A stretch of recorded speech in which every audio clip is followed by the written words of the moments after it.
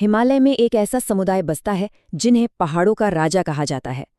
देखिए, दुनिया में कई ऐसी जनजातियां हैं जो प्रकृति के साथ मिलकर रहती हैं, लेकिन इनकी बात कुछ और ही है। तो चलिए आज गद्दी समाज की इस अनोखी दुनिया में झांकते हैं।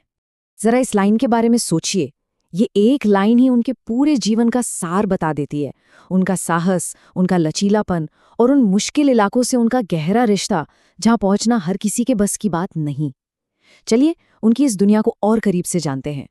और पहाड़ों का राजा, ये नाम उन्हें ऐसे ही नहीं मिला है।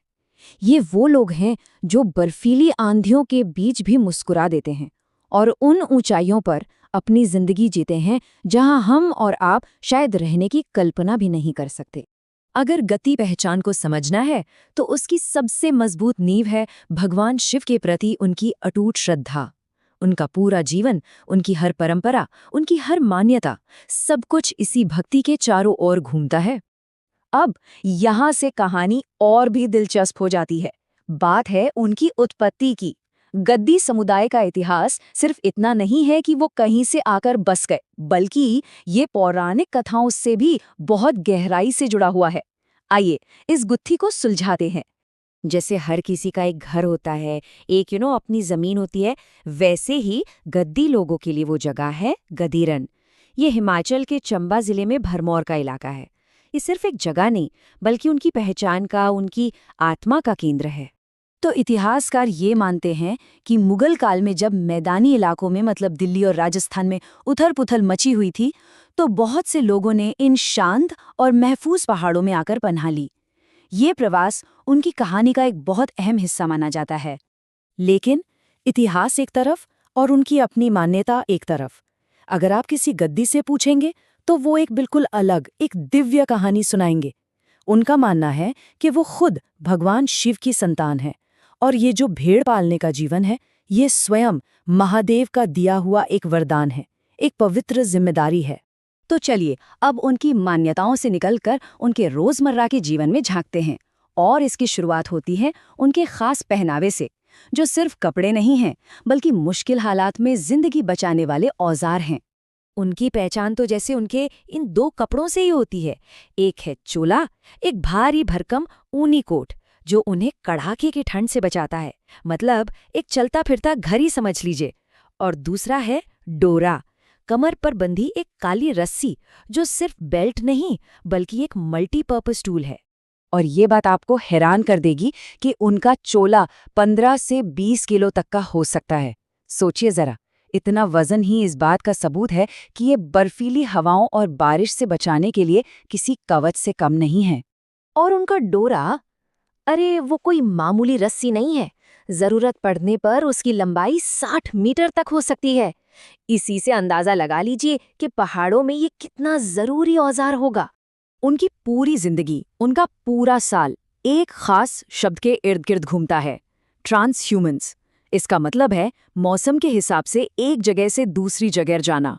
ये एक ऐसा वार्षिक चक्र है जो प्रकृति की लय के साथ चलता है, और यही उनकी जिंदगी की सच्चाई है। तो होता यह है कि गर्मियों में जब मैदानों में बहुत गर्मी होती है, तो वो अपने झुंडों को लेकर लाहौल स्पीति की ठंडी ऊंचाइयों पर चले जाते हैं। और फिर जैसे ही सर्दियों में पहाड़ों पर बर्फ गिरनी शुरू होती है, वो कांगड़ा और पंजाब के गर्म निचले इलाकों में उतर आते हैं। और इस लंबे मुश्किल सफर में वो अकेले नहीं होते। उनके साथ होते हैं उनके सबसे वफादार साथी, गद्दी कुत्ते। ये सिर्फ पालतू जानवर नहीं, बल्कि झुंड के रक्षक हैं, इतने बहादुर कि तेंदुए जैसे शिकारियों से भी भिड़ जाते हैं। तो ये तो हुई उनके सफर की बात, पर वो कौन सी चीजें हैं जो उन्हें एक समुदाय के तौर पर जोड़े रखती हैं, भले ही वो हमेशा एक जगह से दूसरी जगह घूमते रहते हों? चलिए देखते हैं। देखिए, उनकी संस्कृति कुछ मजबूत स्तंभों पर टिकी है। मणि महेश यात्रा उनकी सबसे बड़ी और सबसे पवित्र तीर्थ यात्रा है। नुआला भगवान शिव की पूजा के लिए एक खास समारोह होता है, और धाम एक पारंपरिक दावत है जिसमें मदिरा और लूची जैसे जायकेदार पकवान परोसे जाते हैं। अब हम पहुंचते हैं अपने विश्लेषण के आखिरी हिस्से पर। ये पता लगाते हैं कि प्राचीन संस्कृति आज की इस तेज रफ्तार आधुनिक दुनिया के साथ कैसे कदम से कदम मिलाकर चल रही है। जाहिर सी बात है, समय किसी के लिए नहीं रुकता। दुनिया बदल रही है और इस बदलाव की हवा गद्दी युवाओं तक भी पहुंची है। आज उनके सामने नए मौके हैं, नए रास्ते हैं, जो सिर्फ पहाड़ों तक ही सीमित नहीं है। तो आज गद्दी समाज में ना एक बहुत ही दिलचस्प तस्वीर दिखती है। एक तरफ पारंपरिक रास्ता है जो भेड़ बकरियों और पहाड़ों की लय से जुड़ा है, और दूसरी तरफ आधुनिक रास्ता है जहां युवा सेना में, सिविल सेवाओं में और मेडिकल जैसे क्षेत्रों में देश का नाम रोशन कर रहे हैं। और जानते हैं सबसे कमाल की बात क्या है? इतनी आधुनिक सफलता के बाद भी उनकी जड़ों से उनका जुड़ाव कम नहीं हुआ है।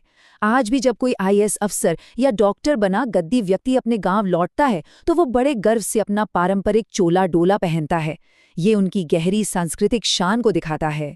तो गद्दी समाज की कहानी हमें एक बहुत गहरे सवाल के साथ छोड़ जाती है कि कैसे कोई प्राचीन संस्कृति अपनी आत्मा को, अपनी पहचान को भविष्य में जिंदा रखती है। वो हमें दिखाते हैं कि परंपरा को सहेजते हुए भी तरक्की की जा सकती है, और शायद यही उनकी सबसे बड़ी और स्थायी विरासत है।